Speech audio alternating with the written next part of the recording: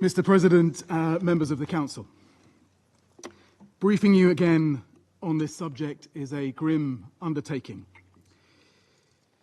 Before starting, I ask you to reflect for a moment on what action we will tell future generations we each took to stop the 21st century atrocity to which we bear daily witness in Gaza. It is a question we will hear, sometimes incredulous, sometimes furious, but always there for the rest of our lives. We will surely all claim to have been against it. Maybe we will say we issued a statement, or that we trusted that private pressure might work despite so much evidence to the contrary. Or pretend that we thought a more brutal military offensive had more chance of bringing the hostages home than the negotiations which brought so many hostages home. Maybe some will recall that in a transactional world we had other priorities. Or maybe we will use those empty words, we did all we could. Mr. President, let me start with what we see and are mandated by this Council to report. Israel is deliberately and unashamedly imposing inhumane conditions on civilians in the occupied Palestinian territory. For more than 10 weeks, nothing has entered Gaza, no food, medicine, water, or tents. Hundreds of thousands of Palestinians have again been forcibly displaced and confined into ever-shrinking spaces, as 70% of Gaza's territory is either within Israeli militarized zones or under displacement orders. As my colleague from the FAO will explain, every single one of the 2.1 million Palestinians in the Gaza Strip face the risk of famine. 1 in 5 face starvation. Despite the fact that you have funded the food that could save them. The few hospitals that have somehow survived bombardment are overwhelmed. The medics who have somehow survived drone and sniper attacks cannot keep up with the trauma and the spread of disease. Even today, the European Gaza hospital in Khan Yunis was bombed again, with even more civilian casualties reported. I can tell you from having visited what's left of Gaza's medical system that death on this scale has a sound and a smell that does not leave you. As one hospital worker described it, children scream as we peel burnt fabric from their skin. And yet we hear that we did all we could. Mr. President, our response as humanitarians is to make a single ask of the Council. Let us work. The UN and our partners are desperate to resume humanitarian aid at scale across Gaza in line with the fundamental principles of humanity, impartiality, independence, and neutrality. We have a plan. We have shown we can deliver with tens of thousands of trucks reaching civilians during the ceasefire. We have life-saving supplies ready now at the borders. We can save hundreds of thousands of survivors. We have rigorous mechanisms to ensure our aid gets to civilians and not to Hamas.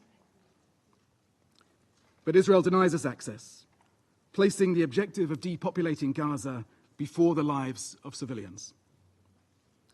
It is bad enough that the blockade continues. How do you react when Israeli ministers boast of it? Or when attacks on humanitarian workers and violations of the UN's privileges and immunities continue, along with restrictions on international and non-governmental organizations? Mr. President, this Council has adopted resolutions that demand all parties to the conflict comply with international humanitarian law and protection of civilians, including humanitarian personnel. a reminder that Israel also has clear obligations under international humanitarian law. It must treat civilians humanely, with respect for their inherent human dignity. It must not forcibly transfer, deport, or displace the civilian population of an occupied territory. As the occupying power, it must agree to aid and facilitate it. So for anyone still pretending to be in any doubt, the Israeli-designed distribution modality is not the answer. It practically excludes many, including people with disabilities, women, children, the elderly, the wounded. It forces further displacement. It exposes thousands of people to harm. It sets an unacceptable precedent for aid delivery, not just in the OPT, but around the world.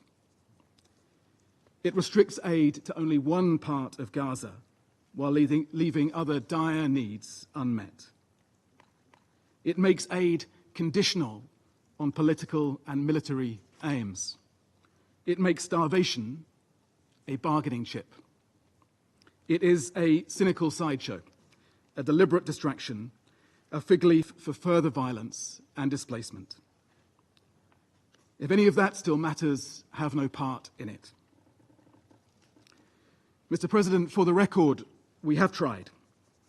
The UN has met 12 times, and again this morning, with the Israeli authorities to discuss this proposed modality. We wanted to find a way to make it possible. We repeatedly explained the minimum conditions for our involvement on the basis of long-settled fundamental principles. Aid based on independent assessments of who needs it, the globally tested and donor-demanded basic requirement, and the ability to deliver aid to all those in need, wherever they are. The Secretary General set out the relevant international law in his submissions to the International Court of Justice.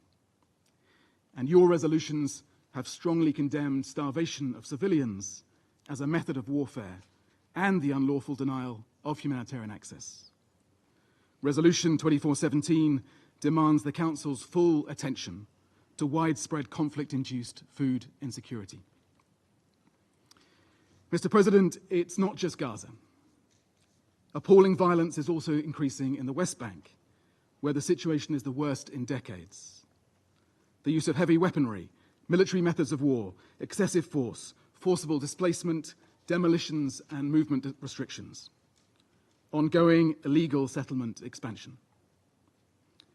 Entire communities destroyed, refugee camps depopulated, settlements expanding and settler violence continuing at alarming levels, sometimes with the support of Israeli forces. Recently, settlers abducted a 13-year-old girl and her 3-year-old brother. They were found tied to a tree. Do we also say to them that we did all we could?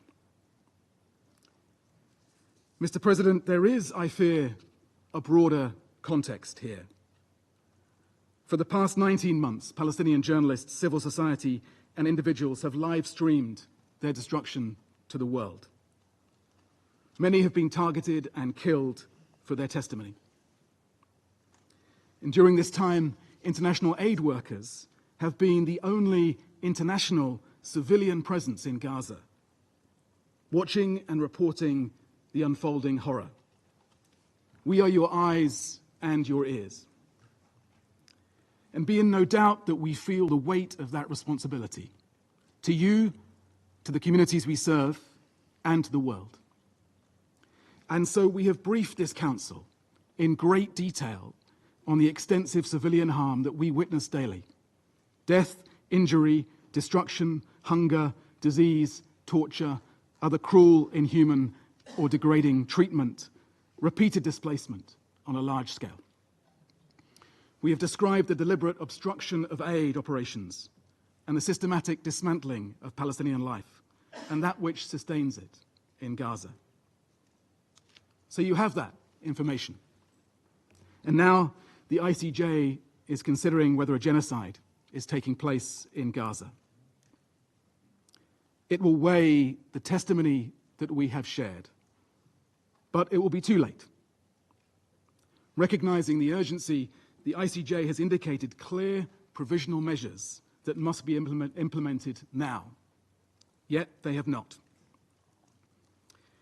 Previous reviews of the UN's conduct in cases of large-scale violations of international human rights and humanitarian law, reports on Myanmar 2019, Sri Lanka 2012, Srebrenica, Rwanda, both in 1999, pointed to our collective failure to speak to the scale of violations while they were committed.